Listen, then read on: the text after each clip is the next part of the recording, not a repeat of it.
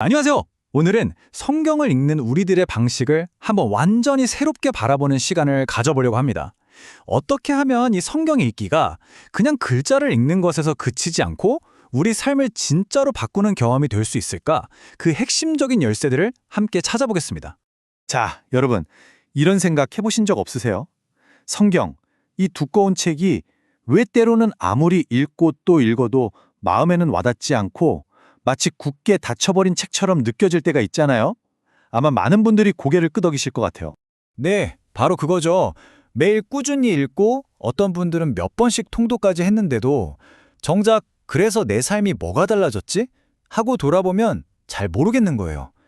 읽는 양이 변화의 깊이를 보장해주지는 않는다는 거죠. 그렇다면 도대체 문제가 뭘까요? 성경이 어려운 걸까요? 아니요. 바로 여기서부터 생각의 전환이 필요합니다. 문제는 텍스트가 아니라 우리가 성경을 손에 드는 바로 그 목표에 있다는 겁니다.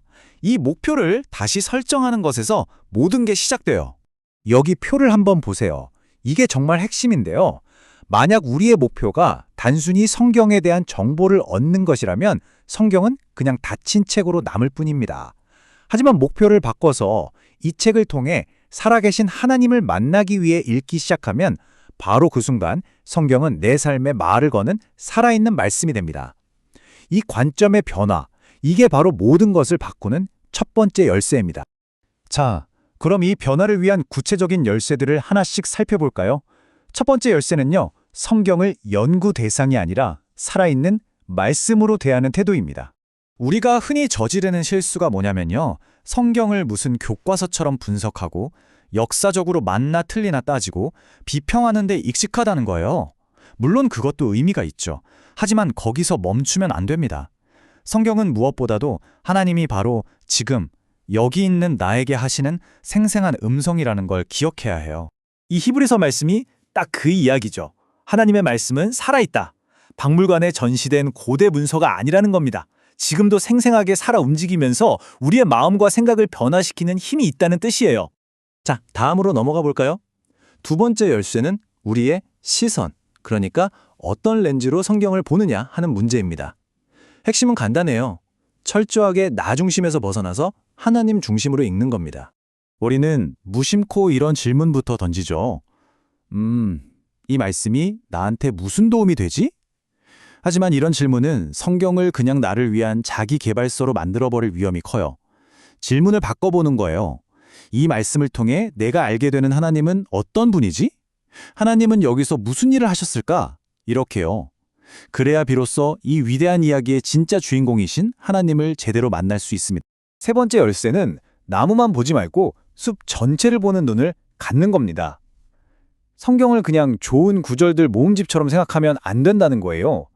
사실 창세기부터 요한계시록까지 하나의 거대하고 장엄한 이야기가 쭉 이어지고 있거든요. 성경 전체는 마치 한 편의 대서사시 같아요. 총 4막으로 이루어져 있죠? 바로 완벽한 창조, 인간의 타락, 예수님을 통한 구속, 그리고 모든 것에 바로잡는 회복. 우리가 성경에서 읽는 그 어떤 작은 이야기라도 전부 이 거대한 구원의 역사라는 큰 그림 안에 있는 한 조각입니다. 그래서 어떤 본문을 읽든지 간에 이 질문을 꼭 던져봐야 합니다. 이 이야기가 예수님의 구원 이야기와 어떻게 연결될까? 만약 이 질문이 빠지잖아요? 그럼 성경은 그냥 착하게 살아라 라고 말하는 도덕 교과서 정도로 축소될 수밖에 없어요. 네 번째 열쇠는요, 글을 제대로 존중하면서 읽는 법에 대한 이야기입니다. 무슨 말이냐면 성경에 담긴 다양한 문학 장르를 이해하고 저자가 원래 의도했던 대로 읽어주는 균형 잡힌 시각이 필요하다는 거죠. 성경을 진정으로 존중한다는 건 모든 구절을 똑같은 방식으로 문자 그대로만 읽는 게 아니에요. 예를 들어서 시편에 나오는 아름다운 시적인 표현을 과학교과서처럼 읽으면 안 되겠죠? 시는 시의 언어로, 역사는 역사적 사실로, 비유는 그 안에 담긴 교훈으로 읽어주는 것. 이게 바로 저자의 의도를 존중하는 진짜 독서법입니다. 자, 다섯 번째 열쇠입니다. 이건 아마 많은 분들이 좀 놓치기 쉬운 부분일 텐데요. 바로 함께 읽는 것의 중요성입니다. 성경 읽기는 원래부터 골방에 혼자 갇혀서 하는 활동으로만 설계된 게 아니거든요.